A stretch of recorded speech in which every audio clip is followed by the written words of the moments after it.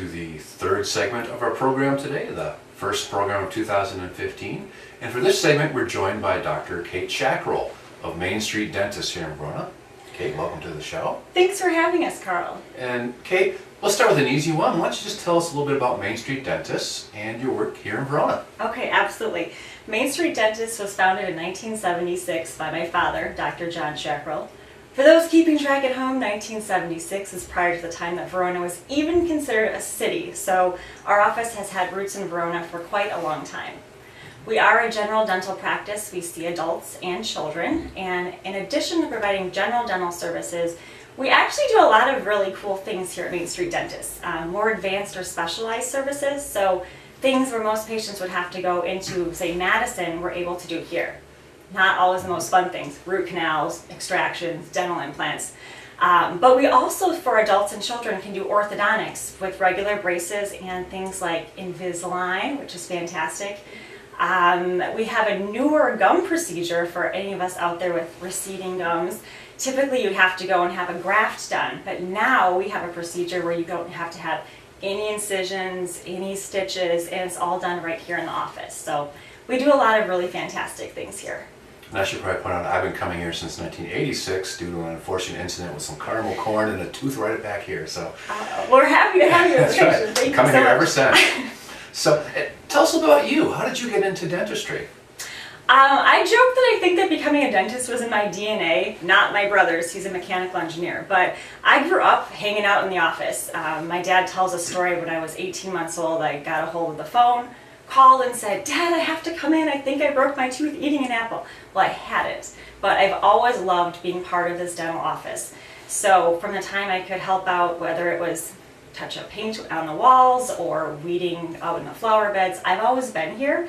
And then starting in high school, I worked as a dental assistant. And then once I got through college, it was just the natural next step to go to Marquette Dental School, follow my dad's path, and there's no other dental office I'd rather work at than this one. Well, tell us a little bit about some of the challenges and interesting things you have to overcome to do dentistry work here in Verona. I think the challenges we face in Verona are pretty similar to the challenges dentists face all over. I am very biased, but I think this is probably the most exciting time in history to be a dentist. But there's so many changes that happen all the time. You really have to stay on top of what are the new materials, what are the new technology advances, all of those different things. So we get very excited when we see these technologies, but then it's taking the time to actually go to the classes, learn about different things. So that's the biggest challenge. And then we also want to make sure that it's not just my dad and myself that are doing the updates, but making sure that everyone in our office has access to that. So everyone from Anita at the front desk to all of our hygienists and assistants, we're always taking different classes, but trying to stay on top of all the new technologies, that's the biggest challenge. That's an interesting little fact because people see your name and your dad's name on the sign out front. Yeah. But how many people do you have working here?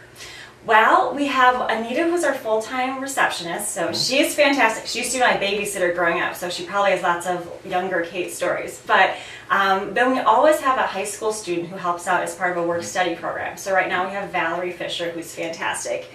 We have 3 assistants and 3 hygienists, and then my dad and myself. Okay. You've told us an awful lot about the practice here in your first answer, but if there was maybe one thing that people who drive by just don't understand or know about a dentist's office that maybe you'd like to share with them, what would that one kind of little secret thing be? Mainstreet Dentists were all about excellence in dentistry. So our building is from the 1920s, but everything in here is just state of the art. That is very true. Thank you. I've been coming here, like I said, since 1986, and they've done a lot of remodeling inside this building since I've been here. So I can attest to that. She's telling the truth here. All right. Thank you. Now, one interesting thing I know you guys have done here is you have started doing a lot of work in Honduras, correct? Yes. Tell us about how you started doing that and what you do down there. Well, in 2008, Mary Dowling, who is a Mount Horeb native, came to our office and said, you know, I have this nonprofit, it's called Sharing Resources Worldwide, and they do medical mission trips throughout the world really, Africa, Central America, South America. But she said the one void they had was dental care, and she asked, would you be willing to set up a dental clinic? And we said, Absolutely. So luckily, my dad is pretty much MacGyver when it comes to being able to set up things in third world countries. And we went down there in 2008 and established our clinic. It's come a long way since then. Our first suction system, so like when you come and suction, the assistant does that, our first suction system was actually a shop vac. Literally a shop vac vacuum cleaner. So now we actually have a great state-of-the-art medical grade suction system. But You put something on the end, right? So you don't yeah, have to we didn't have the whole vacuum patient's Okay. house, but it was noisy. But really and truly, the things that we were able to do from that first visit to now are just great. And we've had wonderful contributions from other dentists in the area. So now we have 5 chairs down there. We go twice a year. And we have seen hundreds of patients, most of whom are children, and donated tons of dental services, whether it were cleanings, extractions, fillings, even just educational things. For many of the patients, they've never even seen a toothbrush before. For some of the adults, we're the first time they've ever encountered a dentist in their entire lives. That's hard to process for people here, where people here hate coming to the dentist. Down there, the lines are out the door. It's just such a wonderful thing to be able to give back. So we're in Seguatepeke. It's like a mountain village in the middle of this country. So you fly in, you're on the coast, and you end up with pine trees by the time you get to where you're going. It's really a unique area. And when you go down, you say you go down twice a year. How long do you stay when you're down there? A week. A week? Yes. And how many people do you see in the course of that 1 week, do you think? Estimate. Oh, at least 100. You certainly could see more, but we try to be able to do complete services on every person that we see. And there's good advertisement from when we're coming in so people can know ahead of time, and we try to, triage each trip who's going to be able to receive the biggest benefit from our services. And like I said, I think the education's a huge thing. We've seen now families where maybe an older sibling has come in first, and by the time we see the younger sibling 3 years later, they know what a toothbrush is. They know what floss is.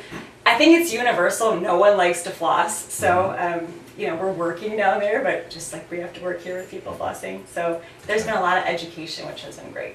I'll take Mainstreet Dentists has gotten me in the habit of flossing. That's how good they are here. Flossing really is an important benefit. Now, do you speak Spanish? No, not well.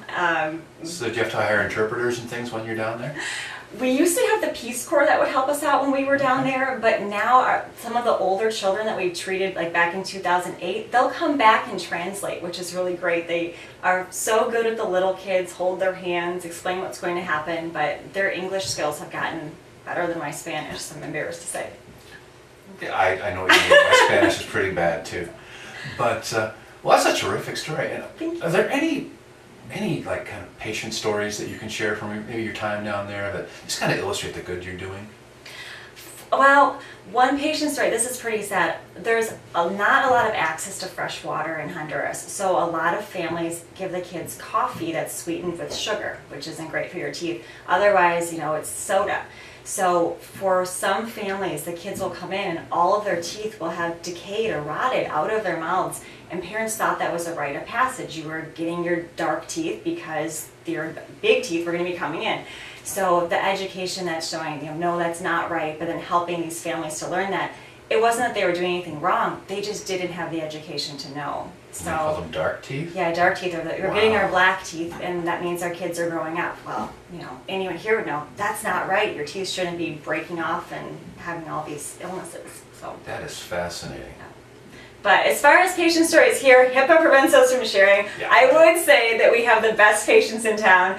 And, well, I'll speak for all of us, but especially Dr. John. We love treats, so we get spoiled by our patients. Mm-hmm. We have a gentleman in our practice who I think makes the best salsa, so we love when he brings us salsa. So Okay, I would say that's great. Next time I visit, I'm going to bring a treat. Okay. You don't have to, but we do appreciate it. Now, one last little question. Now, you work with your dad. Mm-hmm. Do you have to call him Dr. John, or is it Dr. John until 5 o'clock, then it's Dad after that? Or? Yes, I'd say so. Oh, okay, very interesting.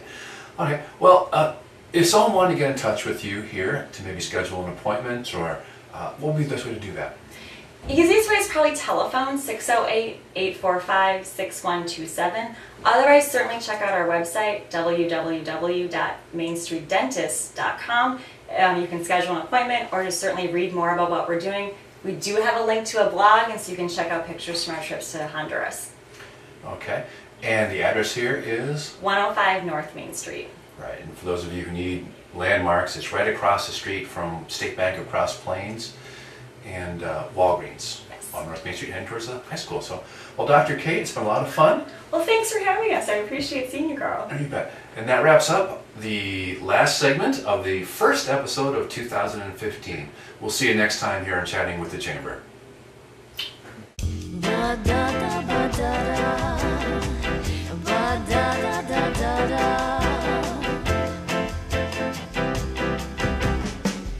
Your world is a stranger that stands with open arms, a forbidden, inviting, mysterious